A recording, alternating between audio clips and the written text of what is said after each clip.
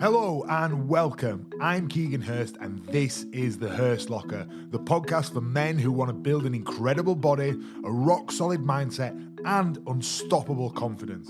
It's for men who want to live life on their terms and live it to their full potential.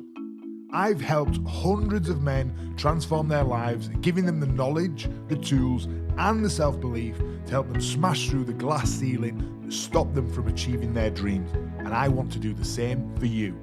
Now we're going to focus on physical, mental and emotional health, things that affect us as gay men so that we can live life on our terms, build the body that we want and feel confident living that life. I'm going to help you cut through the noise and confusion to give you the confidence and clarity to take action and build the best version of yourself, to give you complete control of your body, your mindset, your habits and ultimately your life. So let's get to it. Welcome to the Hirst Locker, and in this episode, I want to talk about a few life lessons. Like we've lockdown and restrictions pretty much done in the UK anyway. It's safe to say it's been a tough old year and a bit, and for some people who are listening to this around the world, I know it's not over yet. I know like you guys in Canada have been doing it tough with all the lockdowns, and I'll be honest, this last year has been a real mixed bag for me personally. You know, finishing rugby, building a really successful coaching business, living with my boyfriend, buying a house, lockdown, family drama. There's been lots and lots of ups and downs, and I've probably learned more about myself in this last year than I have ever before, and that's saying something. And I wanted to share some lessons with you. I've actually come up with 10. The things that brought them about so that you can hopefully take something from them. Now, remember, this is something that someone once told me, and I've always remembered it. Everybody can learn from their own mistakes. But if you really want to get ahead in life, then you need to be able to learn from other people's mistakes. Now, I will open this up by saying I'm not some guru who has it all figured out. I have lots of flaws and lots of things I'm working on. But I would also like to think that I've figured a few bits out too. So take from this what you will. All right. Point number 1. If you want to get somewhere fast, get a coach. Now I appreciate I as a coach, I'm saying that, but I have a coach. In fact, I have 3 coaches. Well, 4 if you include my counselor. And in this last year, I've spent more money investing in my education, mentorship, coaching than I have in my entire life. And guess what? I have made more progress personally, professionally, and financially than I have in my entire life. Now, you do have to speculate to accumulate. But if you want to get somewhere, pay someone who has been there themselves to show you how to get there. Because you can't get there with the knowledge or the standards that got you here. You cannot solve a problem with the same level of thinking that created it. Plus, when you get a coach, it removes the stress. It saves you time. It gives you the support when you need it. And investing money in yourself is always, always going to give you a good ROI. Point number 2, if you can't be happy now with what you've got, then you won't be happy when you get it. It being that job, more money, that house, that partner, that body, whatever it is. There is nothing external that can give you happiness, or better yet, contentment. Now, don't get me wrong, you'll feel good getting something, but it doesn't last. Straight up, I was very lucky this last year, and my finances were not impacted by COVID. I did okay. But it didn't make me happy. I took steroids. I was strong as fuck. I had a massive chest. Didn't make me happy. I have a lovely house. I drive a nice car. They don't make me happy. You can look all over the place, but it's like the end of the rainbow. You'll never actually find it. And while you're spending all your time looking and striving, you're missing out. Now, that doesn't mean that you shouldn't strive to be better. You should, but do that for you because you want to, not because you think it's the answer to your problems, because trust me, it isn't. Which leads me on to point number 3, which is if you're not growing, you're dying. Now, once you do something that you thought you couldn't do, or you become aware to something that you didn't know was there, your eyes open a bit and you realize that you can be more than you thought. Now, I've done this quite a few times in my life. I've done this when I played Super League. I've done this when I started counseling, when I set up my coaching program, when I got in great shape. And once you set off on that path of self-development, if you don't keep going, you will feel completely unfulfilled. Now, that doesn't mean progress in every area at the same time, but there should be something, one thing that you're working on: your body, your career, your relationship, your mental health, your education, something that is for you, because you want to grow in that area. Remember, it's not about going fast, it's about going. Point number four is it's okay to not be okay, right? This is a really important one, because I really struggled the last lockdown after Christmas. I was really struggling with lots of things. I'd not dealt with retiring from rugby. I had a bit of an identity crisis with that. My boyfriend's mum was ill. There was lockdown. My relationship suffered. I didn't feel great about myself. I couldn't train. I couldn't look after myself. I wasn't looking after myself as well as done. I'd been prioritizing clients. And as a coach, that made me feel like a bit of a hypocrite. All in all, my mental health was not in a good spot. And I like to think I've got my shit together. Generally, I do. But there are times when I don't. And earlier this year, that was one of those times. So eventually I reached out, I asked for help. And I have absolutely no shame in saying that I spoke to and still speak to a counsellor. I have no shame in saying that my mental health was not in a good spot and it massively affected me. Now, I did feel ashamed at the time, which I shouldn't do, but I did. But you are going to have ups and downs. So enjoy the ups, manage the downs. That's life. Point number 5, if you want to enjoy life, you can't be general manager of the universe. Now, that was something that my counselor said to me, and it really stuck. We like to be in control. I certainly like to be in control, because when we're in control, our confidence goes up, our anxiety goes down. And the opposite happens when we're not in control. You know, think about the first time you drove a car, not in control, sweating like fuck, compared to now, in control, calm, confident in your ability. So we think that if we can control everything, every little thing, that we'll feel secure, good, safe, logical, right?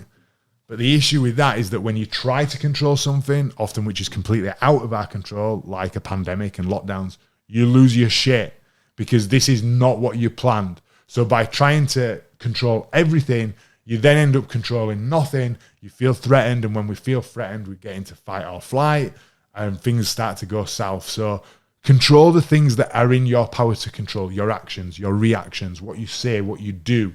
Everything else is out of your control, and that is okay.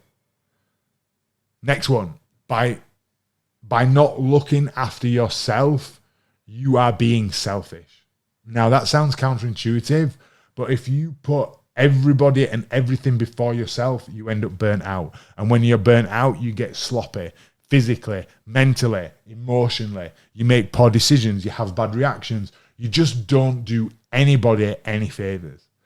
And I can speak firsthand from this. When I first started coaching, I was on hand 24/7. I would reply to clients whenever, and you can imagine it was literally like being on call. And it came to a head when I actually snapped at a client.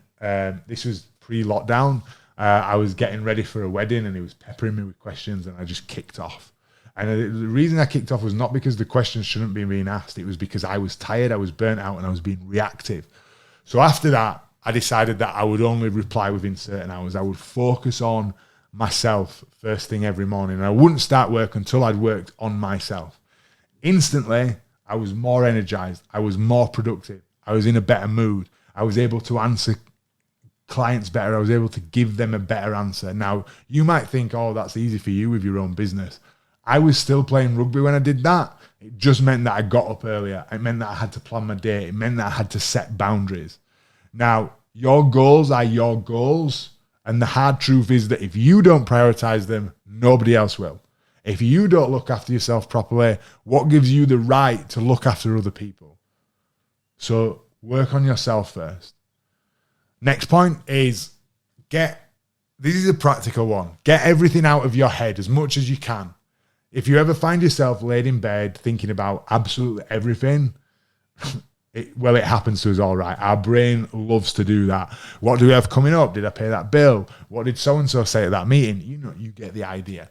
And we need to free up as much space as possible and get that stuff out of our head. Calendars, diaries, daily planners, journals, notes, lists. Use them all. If you have an event, put it in your phone, set reminders, and then you can forget about it. When you're worried about getting stuff done tomorrow, plan your day so you know what you're doing. You know what you're doing when you're doing it. If you're worried about money going to the right place at the right time, automate it. If you've got lots of emotions and feelings swirling around, get them down in a journal. Honestly, journaling for me has been worth its weight in gold. The more that you can get out of your head, the more that you can tell yourself, I don't need to worry about that. That's in hand. Okay? Next point, slow down. There's no rush. It's really important that you get to your destination happy, not quickly. There's no rule that says that we need to get there as fast as possible. People set themselves these goals, whether it's losing weight, whether it's getting married, whether it's having a house, and everybody's in such a rush to get there now. I need to be in amazing shape tomorrow. I need to be in my dream house tomorrow. I need to have my dream job tomorrow. And so everybody goes at 100 miles an hour and they actually miss out on things because the joy is in the journey. All right. When people talk about getting to the top of Everest, they talk about the climb up it. They don't talk about standing at the top for 2 seconds. Okay. Yes, it's nice to say that you've done it, but it's all in the journey. And if you go too fast, you miss out on that enjoyment because when you achieve something, you don't take time to appreciate it. You don't take time to reflect on it. And listen, I've been very guilty of this. Okay, I've done that. What's next? Okay, done that. What's next? And on a piece of paper, it might look like certainly when I've looked back, oh God, I've achieved so much or come so far. But sometimes you miss out on the little things. So remember, there is no rule that says that you need to get to your destination quickly. You do get extra points, so if you get there happy, that's what's more important. Point number 9 is very wise words. What other people think of you is none of your business. Okay? When you change, you shatter other people's expectations of you. Now, that might result in them being negative towards you. It might result in them belittling your success. It might result in them questioning your motives because it threatens their identity, because it shifts the balance of things. Their comments, other people's comments, other people's feedback is projection of their insecurities, their worries. And we can spend so much time worrying about what other people think of us, and we think, I get this a lot with guys who are worried about going to the gym, and they think that people are looking at them, people are judging them, and that maybe you make a mistake at the gym and somebody sees it, and because it happened to you, and because we are all the center of our own universe, we think about that all the time. And because we're doing it, we think, well, if I'm doing it, somebody else must be thinking about me making that mistake all the time. The truth is, other people don't really give a fuck about other people unless it's making them not feel good about themselves. Okay? And again, they're only thinking about it because it directly affects them. So when people question you, your behaviors, the things that you're doing, the people that you hang around with, ask yourself why they're asking you those questions. Is it a projection of their insecurities, their worries, their fears? And if somebody does think something of you, then if somebody's got a problem, it's their problem. That's what I say. All right. And always remember that when people start to give you feedback, unwanted feedback always feels like criticism. And again, it's coming from a place of projection. It's to do with them. Hurt people, and all that kind of stuff. So, yeah, remember that what somebody else thinks of you is none of your business. And my last point, number 10, is you are good enough as you are. And I've said this in a couple of podcasts over the last few weeks, but it's certainly something that I've been working on. Like, whatever you are doing, wherever you are in life, however you feel, or wherever you think you should be, you are enough. So be kind to yourself and know that you deserve every bit of success, every bit of happiness that comes your way. Now, I have spent a very big portion of my life not feeling good enough, whether it's feeling guilt, whether it's feeling shame, whether it's feeling like I should be doing better.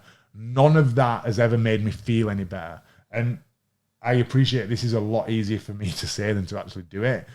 That's why I personally remind myself every day when I journal. I write it over and over again because thoughts become things. But I will say it again because I want it to sink in. You are good enough right now as you are, and you deserve to be happy. So there you go. 10 rules.